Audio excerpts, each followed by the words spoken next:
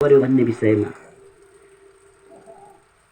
6 सन्तान कंसले आएर मारेको थियो नि त, हिजो सुन्नुभयो कथा यहाँहरूले। 7औं पटक पनि 7 महिनामा गर्भलाई स्थानान्तरित गर्नु पर्यो। 8औं पटक जन्मेको बच्चालाई पनि तुरुन्तै पठाउनु पर्यो आफ्नो साथमा, हैन। हरेक आमालाई हुन्छ नि आफ्नो बच्चा आफैको आफ्नै साथमा होस्, आफैले लाल प्यार गरेर हुर्काउन पाइयो, सबै आमाको मनमा हुन्छ। 6 बच्चाहरू मरे।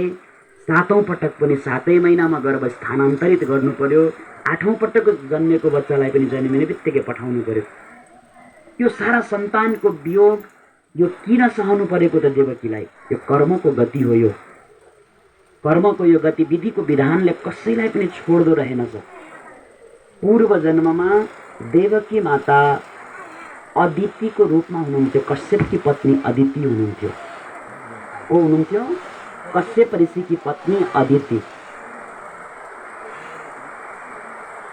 कश्यप ऋषिका धेरैवटा पत्नीहरू मध्येमा दितिबाट दैत्य हिरण्याक्ष र हिरण्यकश्यपको जन्म भएको कथा यहाँलाई थाहा छ।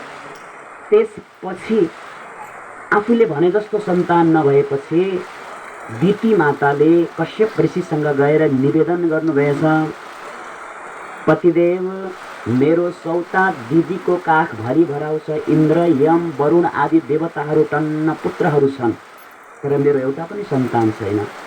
कुनै समयमा हजुरले भनेको मानिन हठ गरे, हिरण्याक्ष हिरण्यकश्यप भए, दुष्टहरू मरेर गए। कमसेकम एउटा सन्तान त मलाई पनि चाहिने हो नि। देवी हठ नगर, एउटा मैले व्रतको उपासनाको पद्धति तिमीलाई बताउँछु। पयो व्रत जो हिजो अदितिले प्रयो व्रत गरेर वामन भगवान आउनु भएको थियो, त्यो विधि दितिलाई पनि बताउनु भएको थियो कश्यप ऋषिले कुनै समयमा।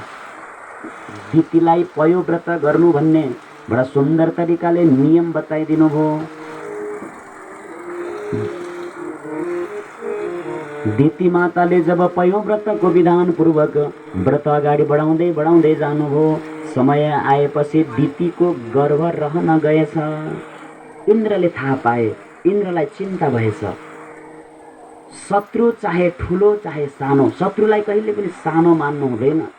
यदि दितिबाट सन्तान जन्मियो भने त्यसले मेरो अंश खाने हो, पछि मेरै राज्यको मेरो सिंहासनको दाबी गर्न सक्छ, तसर्थ यसलाई मैले गर्भमै सिद्धाइदिन्छु भन्ने लागेछ। गर्भमै सिद्धाउनको लागि पर्नु भएको इन्द्र पयोव्रतको विधिले यति मजबुत यति बलवान शक्तिशाली भएर दिति बसेकी थिइन्, यत्तिकै त्यो गर्भलाई नष्ट गराउन सकेनन्। अब इन्द्रले चाल गर्न थालेछन्।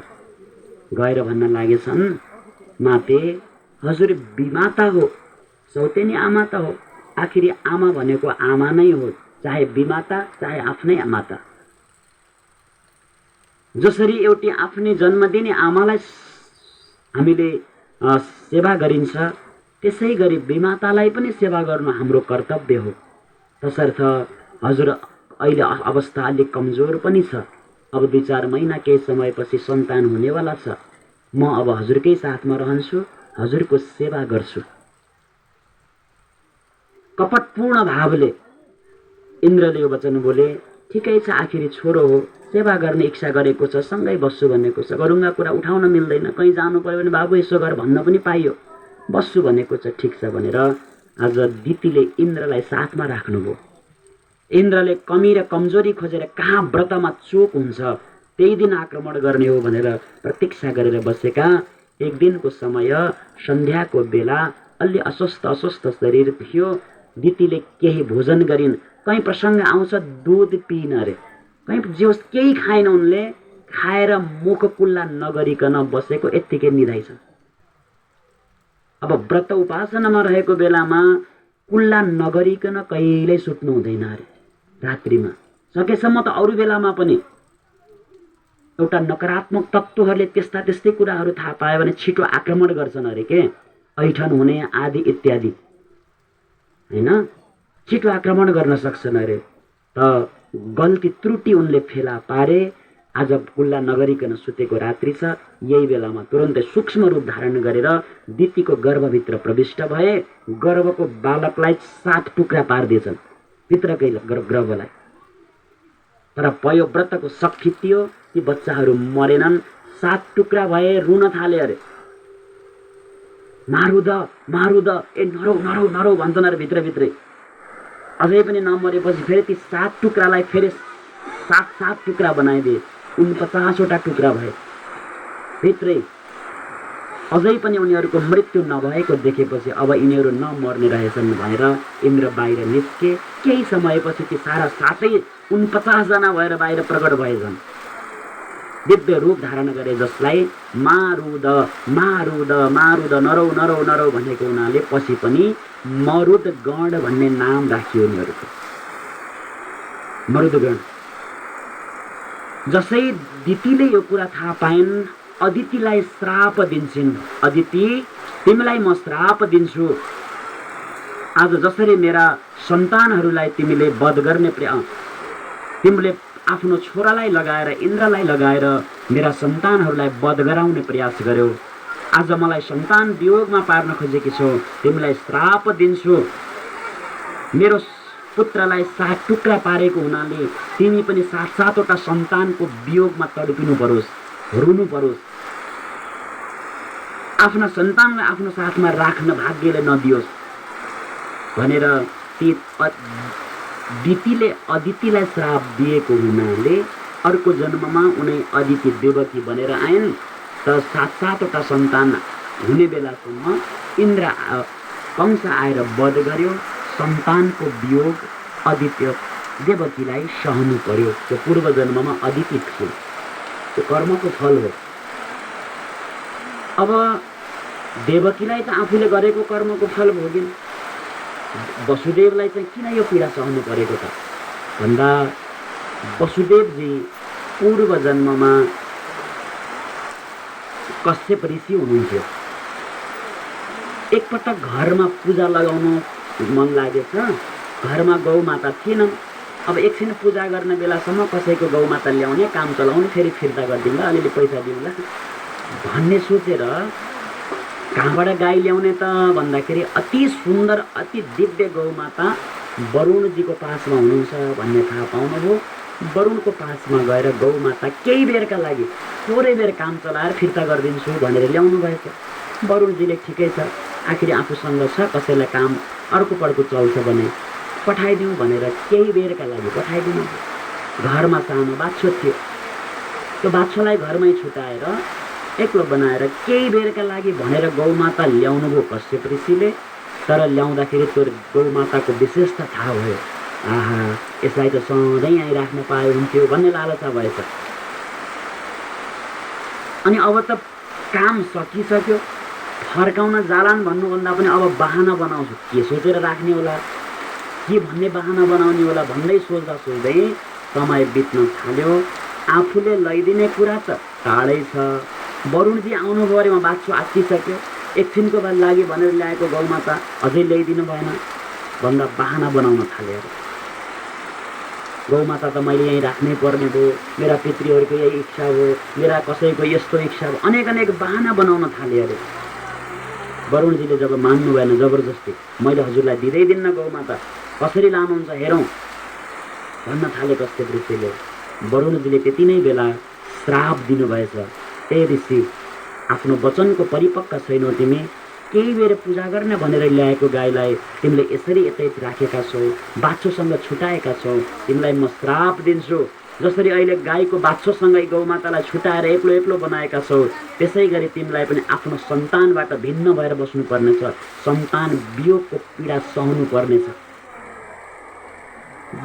वरुणजी गएर ब्रह्मादेवलाई पनि यो प्रसङ्ग सुनाउनु भयो, यस्तो यस्तो यस्तो यस्तो भएर।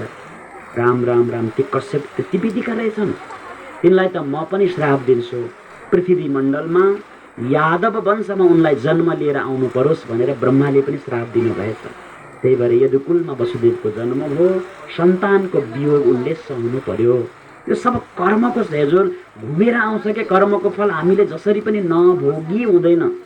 आफूले गरेको कर्मको फल चाहे आजको आजै, चाहे केही दिन पछि, चाहे केही वर्ष पछि होइन भने अर्को जन्म लिएर आएर भए पनि आफूले गरेको कर्मको फल आफैले भोग्ने हो।